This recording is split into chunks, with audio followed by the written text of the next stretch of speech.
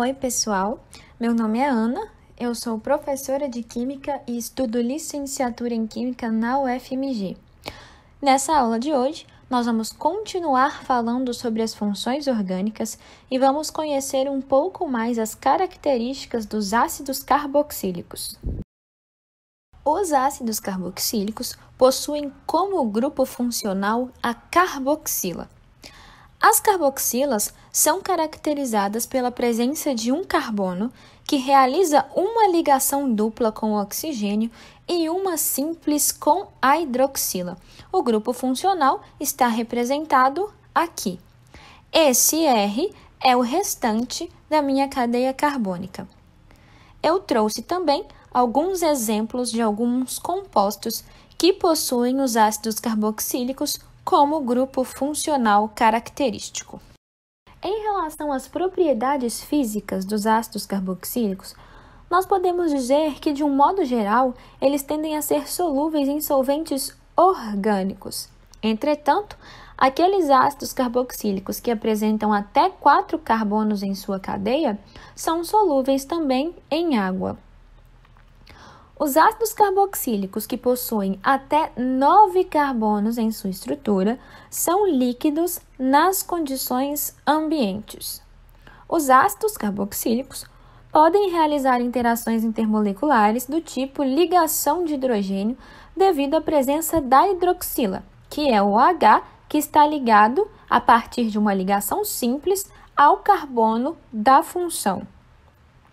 Os pontos de fusão e ebulição dos ácidos carboxílicos são relativamente elevados por conta dessa ligação de hidrogênio.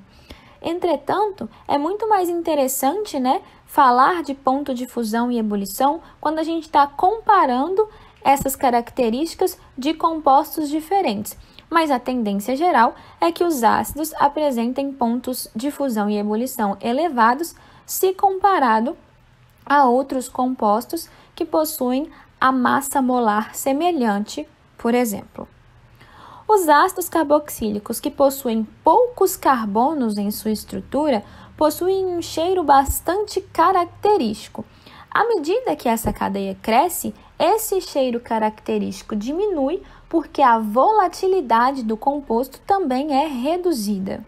Existem algumas reações bastante importantes envolvendo diretamente os compostos que possuem a função ácido carboxílico como grupo funcional característico.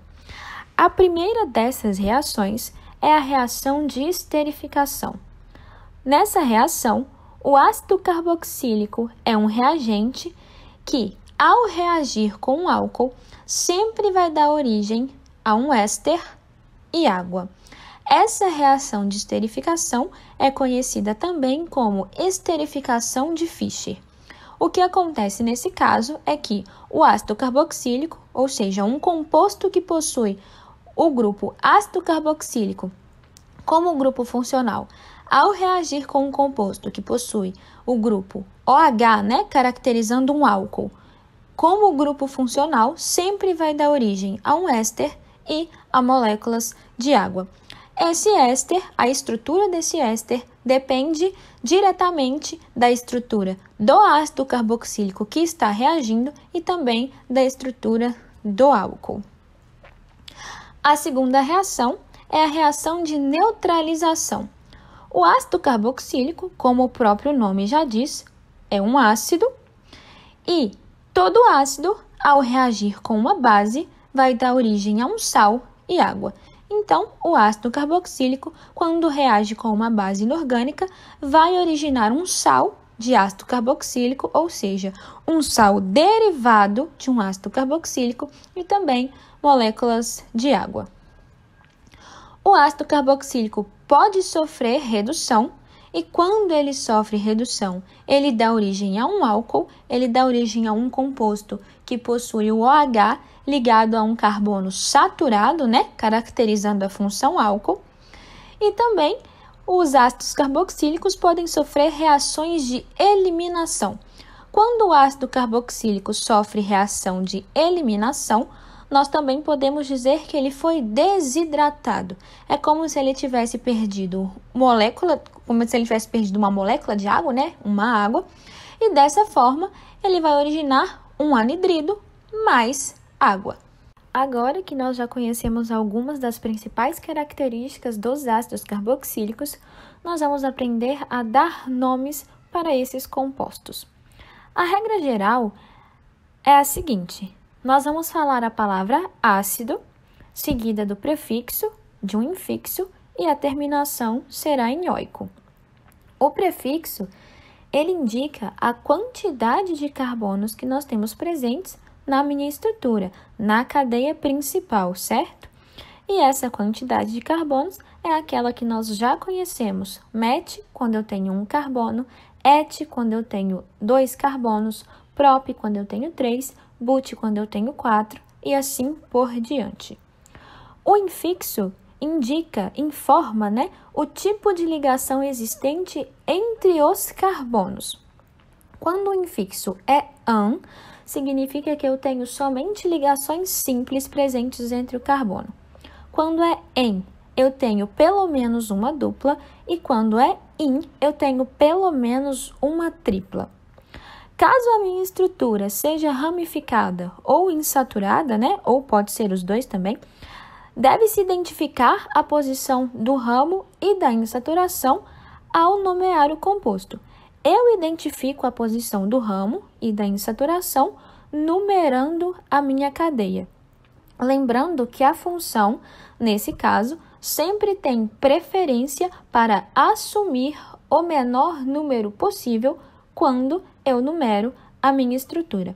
Como os ácidos carboxílicos são grupos de ponta de cadeia, eles sempre vão estar na ponta, na extremidade da minha cadeia, ele só pode assumir, no caso, o número 1, porque ele sempre vai estar na extremidade da minha estrutura.